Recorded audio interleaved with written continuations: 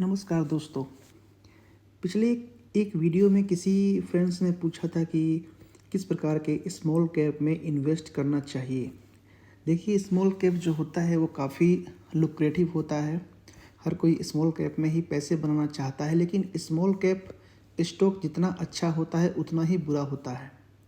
Small cap जो stock होते हैं उनमें काफ़ी फास्ट मूवमेंट होता है, चाहे वो ऊपर की तरफ हो या नीचे की तरफ हो। दूसरी चीज़ ये है कि स्मॉल कैप जो स्टॉक होते हैं उनके बारे में हमें इन्फॉर्मेशन काफ़ी कम रहता है। मैनेजमेंट काफ़ी कम इन्फॉर्मेशन हमें इन्वेस्टर को देती है। उनके बारे में इन्फॉर्मेशन निकालना भी काफ़ी मुश्किल होता है, क्योंकि वो कोई कॉल नहीं करते हैं या कोई रिसर्च रिपोर्ट उनके ऊपर नहीं आता है। तो इसीलिए स्मॉल कैप जो इन्वेस्टिंग है वो टफ़ तो है ही, लेकिन अट्रैक्टिव भी है। तो ऐसे में एक आम निवेशक ऐसा क्या करे जो एक अच्छे स्मॉल कैप में वो निवेश कर सके। देखिए, पास्ट में मैंने बहुत सारे ऐसी कंपनियां 2017 से लेकर 2022-23 तक मैंने ऐसी बहुत सारी कंपनियां अपने एक्स अकाउंट पर शेयर किया है, उनका रिसर्च रिपोर्ट शेयर किया था और वो स्टॉक काफ़ी अच्छे रिटर्न दिए हैं। इसका मतलब ये नहीं कि आपको कहने का मतलब ये नहीं कि आपको उन सारी कंपनी में अभी निवेश करना है। ये एक मैं एग्जांपल के तौर पर दे रहा हूँ कि मैंने उन कंपनी में क्या क्या देखा था। जैसे पास्ट में जैसे DSL हो गया, फ्रंटियर स्पिंग हो गया, इसके अलावा एवेंटेल हो गया, मान एल्युमिनियम हो गया। ये वो कंपनियां हैं जिसका मैंने स्टडी किया था और आप सबके साथ शेयर भी किया था, और ये स्टॉक अभी काफ़ी ऊपर हैं। तो यहाँ पर जो हम डिस्कस करने वाले हैं कि स्मॉल कैप इन्वेस्टिंग का बेसिक रूल क्या होता है, वो कौन सा ऐसा फंडामेंटल है जिसे हम देखकर ये पता लगा सकते हैं कि कौन सी स्मॉल कैप में हमें निवेश करना चाहिए।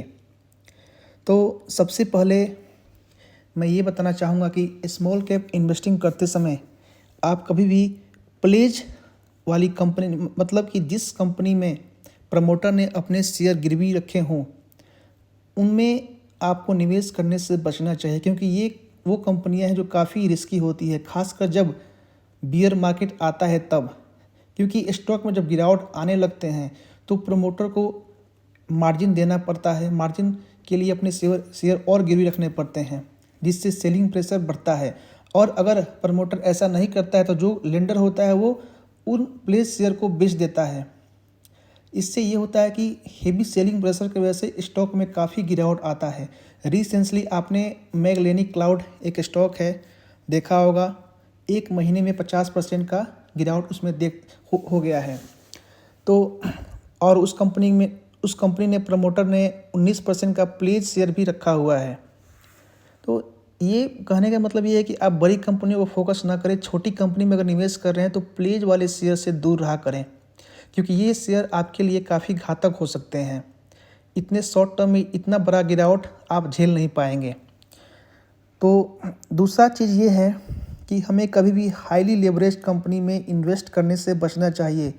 हाईली लेवरेज का मतलब ये हो गया कि जैसे जिस कंपनी का डेट टू इक्विटी अगर 1 से ज़्यादा हो तो उनसे आपको बचकर रहना चाहिए, क्योंकि ये जब भी रिसेशन आता है तो वो बैंक करप्ट भी हो सकते हैं, क्योंकि वो टाइमली इंटरेस्ट पे नहीं कर पाएंगे, जिससे उनके ऊपर काफ़ी प्रेशर होता है। तो ऐसे कंपनियों से भी आपको दूर रहना है। कोशिश करना है कि ऐसे स्मॉल कैप ढूंढें जिसका डेट टू इक्विटी कम से कम 0.5 से कम हो। ये लॉन्ग टर्म इन्वेस्टमेंट के लिए भी एक बेसिक रूल है। तीसरा पॉइंट हो गया कि हमें भी कभी भी जो साइक्लिकल स्टॉक हैं, जैसे कि मैं एक एग्जांपल दे रहा हूँ,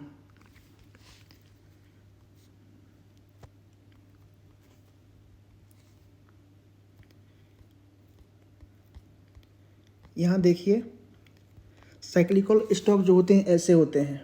इनका एक कंपनी है HEG, इसका आप ओपीएम देख सकते हैं, कितना वेरिएशन है, कितना वोलेटिलिटी है ओपीएम में। अब ऐसे कंपनी में आपको पता ही नहीं चलेगा कि अगले साल इसका ओपीएम कितना रहने वाला है, और जब आपको पता ही नहीं रहेगा तो आप फिर डिसीजन कैसे ले पाएंगे ये स्टॉक कहाँ जाएगा। इसके अलावा और भी ये है,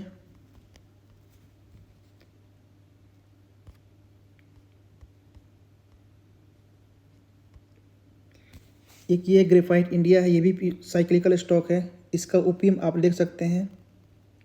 तो इस प्रकार की कंपनियों से भी आपको दूरी बना कर रखना चाहिए, क्योंकि जो साइक्लिकल स्टॉक होते हैं उनकी सबसे बड़ी पहचान ये होती है कि उनका जो ऑपरेटिंग प्रॉफिट मार्जिन होता है वो काफ़ी वोलेटाइल होता है। जैसे एक साल में 5% रहेगा तो अगले साल 15%, फिर नेक्स्ट ईयर 2%। तो इस तरह के कंपनियों से आपको दूरी बनाकर रखना चाहिए। चौथा पॉइंट ये है कि हमें प्रीफर करना चाहिए कि ऐसी ग्रोथ कंपनियों में इन्वेस्ट करें जिनका 5 साल का जो सेल्स ग्रोथ हो कम से कम 20% तो हो ही, या इससे ऊपर भी हो। इसके लिए हमें ऐसी कंपनियों को शॉर्ट लिस्ट करना चाहिए, उनका ओपीएम देखना चाहिए। अगर ओपीएम डिक्लाइनिंग है तो मत लें, अगर ओपीएम राइजिंग है तो ले। जैसे एग्जांपल मैं दे रहा हूँ,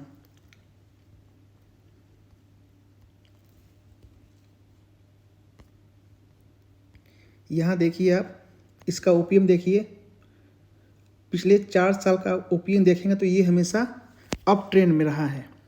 दूसरा एग्जांपल ये है,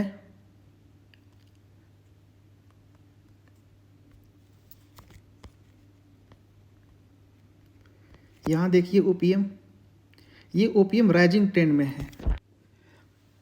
पांचवा जो पॉइंट है वो है कि हमें कभी भी फैंसी स्टॉक को चेंज नहीं करना चाहिए।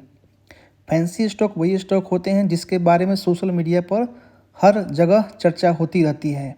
फैंसी स्टॉक एक्स में ब्राइट क्रोम इंडस्ट्री था, इसका हाल देख लीजिए।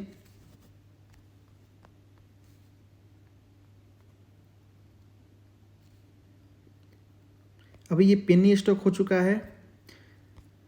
दूसरा स्टॉक था ward wizard innovation and mobility, ये भी ऑलमोस्ट पेनी हो चुका है।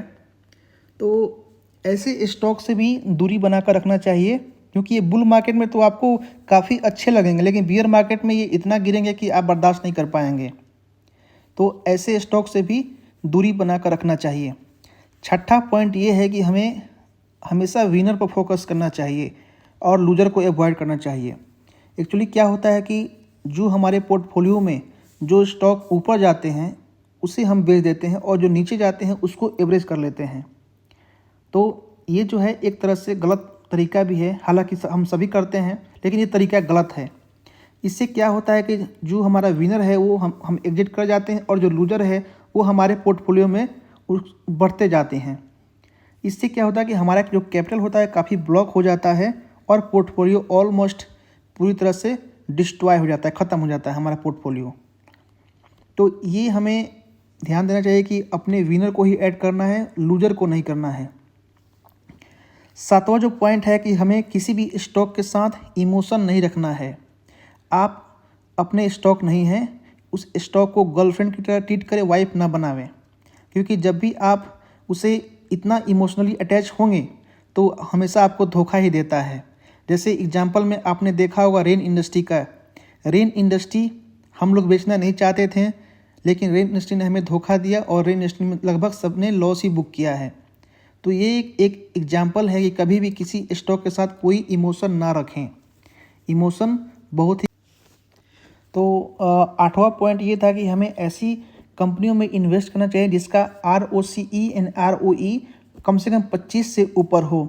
साथ ही उन कंपनियों में डेट ना हो या थोड़ा बहुत डेट हो। तो ऐसी कंपनियों को आप चाहें तो शॉर्ट लिस्ट कर भी सकते हैं, वो आराम से आपको स्क्रीन पर मिल जाएंगे। इसके अलावा आप उनके कैश फ्लो पर जरूर नज़र रखें, क्योंकि कैश फ्लो हो सकता है कि बहुत सारी कंपनियां मैनिपुलेट भी करती हैं अपने ROE को बढ़ाने के लिए, तो कैश फ्लो ज़रूर देखें। इसके बाद हमें ये है कि नौवा ये है कि पॉइंट ये है कि हमें ऐसे, अगर हम मेटल कंपनी में इन्वेस्ट कर रहे हैं तो आप ये ज़रूर देखें कि हमें वो कंपनी जो है वो डेट फ्री हो। डेट फ्री कंपनी में ही इन्वेस्ट करना चाहिए अगर वो साइक्लिकल है प्लस मेटल कंपनी है। साथ में वो कंपनी का डिविडेंड ज़रूर पे कर रहा हो, उसका हाई जो भी डिविडेंड है पे आउट है वो ज़रूर चेक करें, क्योंकि अगर वो डिविडेंड पे कर रहा हो तो फिर उसमें रिस्क काफ़ी कम हो जाता है। जैसे 10वां पॉइंट ये है कि हमें कभी भी अपना प्रॉफिट जो है वो बुक करना भूलना नहीं चाहिए, क्योंकि जनरली लोग ये सोचते हैं कि मैं लॉन्ग टर्म इन्वेस्टर हूँ, तो मुझे जो भी प्रॉफिट है वो हमेशा ऐसे ही बढ़ते रहेगा, लेकिन ऐसा होता नहीं है। जब भी बेयर मार्केट आता है तो आपका प्रॉफिट तो जाता ही जाता है, साथ में आपका जो समय है वो भी ख़राब होता है।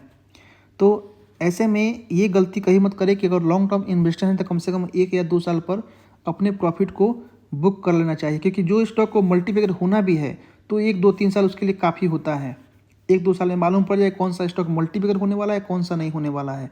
तो हमेशा कोशिश ये करें कि जो भी प्रॉफिट आपको मिल रहा हो 1 या 2 साल पर आप बुक कर लिया करें, क्योंकि हर 2 साल पर एक बार बड़ा गिरावट आता ही आता है।